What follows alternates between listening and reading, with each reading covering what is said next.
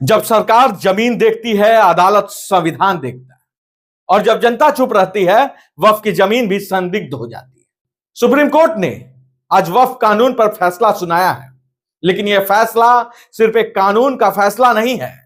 यह उस लड़ाई का फैसला है जो अब कागज दिखाओ से शुरू होती है और आस्था तक को कटघरे में खड़ा कर देती है। क्या आपको मालूम है कि सरकार अब यह भी तय करना चाहती थी कि कौन मुसलमान है और कितने सालों से है। 5 साल से नहीं है तो वक्फ नहीं कर सकते हैं। मानो अब धर्म भी आधार कार्ड से प्रमाणित होगा। ऐसा इस सरकार में देखने को मिल रहा है। वक्फ कानून सत्ता की जमीन से अदालत के दरवाजे तक पहुंच गया और लोगों को भनक तक ना लगी। यह सिर्फ संपत्ति का मामला नहीं है, यह सत्ता की भूख का मामला है, जहां सरकार चाहती है कि आप कितने साल से मुसलमान हैं वो तय करेंगे। वक्फ की जमीन पर आप हैं या नहीं वो कलेक्टर तय करेगा। वह बोर्ड में कौन बैठेगा वो भी सरकार तय करेगी। लेकिन सुप्रीम कोर्ट ने इस पर सीधा वार किया है। 5 साल का मुसलमान सरकार की सोच पर कोर्ट की चोट देखने को मिली है। अगर आप 5 साल से मुसलमान नहीं हैं तो आप वक्फ में नहीं रह सकते। यह कहने की जरूरत किसे थी? क्या अब धर्म की भी कोई तारीख तय की जाएगी क्या? सुप्रीम कोर्ट ने इस प्रावधान को मानने से इनकार कर दिया और इसे तुरंत रोक लगा दी। दूसरा जो सरकार का कहना था कि कलेक्टर तय करेगा कि जमीन आपकी है या नहीं। पूरा मामला समझिए क्या था कलेक्टर वाला। सरकार ने कलेक्टर को सुपरमैन बना दिया था। वो देखेगा, जांच करेगा और कह देगा ये जमीन वक्फ की नहीं सरकार की है तो भैया सरकार की जमीन है। या फिर वो कह देगा कि किसी निजी व्यक्ति की भी जमीन सरकारी है तो वो सरकारी हो जाएगी।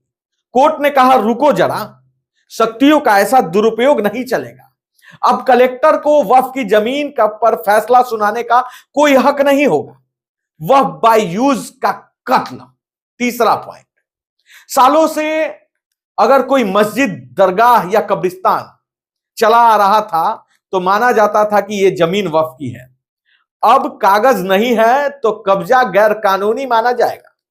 मानो आस्था भी अब रजिस्ट्री से प्रमाणित होगी। कोर्ट ने इस पर राहत नहीं दी, लेकिन सवाल यही है कि जो धर्मशाला, मंदिर, गुरुद्वारा बिना कागज के हैं उनका क्या होगा? देखिए, मैं इसलिए यह सवाल पूछ रहा हूं कि इस देश में नियम सबके लिए एक बराबर होने चाहिए। ऐसे कई मस्जिद, कई मंदिर, गुरुद्वारे भी हैं जो सरकारी जमीन पर है, तो उनका क्या होगा? क्या उनकी भी आस्था को ठेस पहुंचाई जाएगी? यह बहुत बड़ा सवाल है और इस सवाल का पूछना जायज है।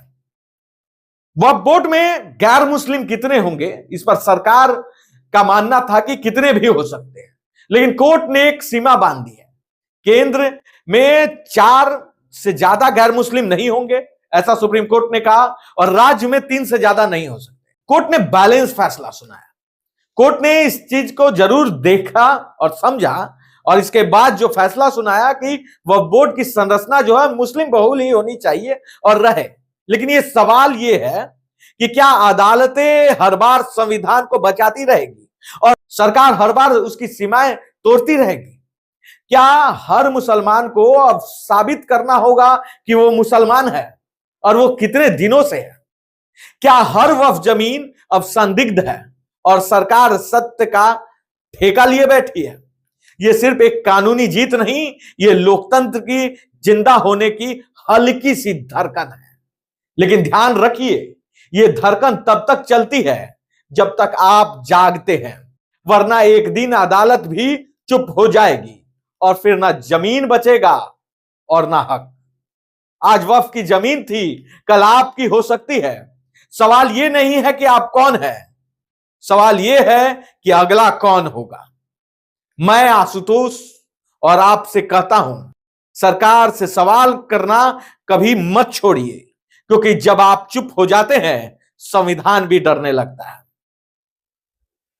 ऐसे ही तमाम खबरों के लिए आंसू की रिपोर्ट को लाइक, शेयर, सब्सक्राइब जरूर कीजिए।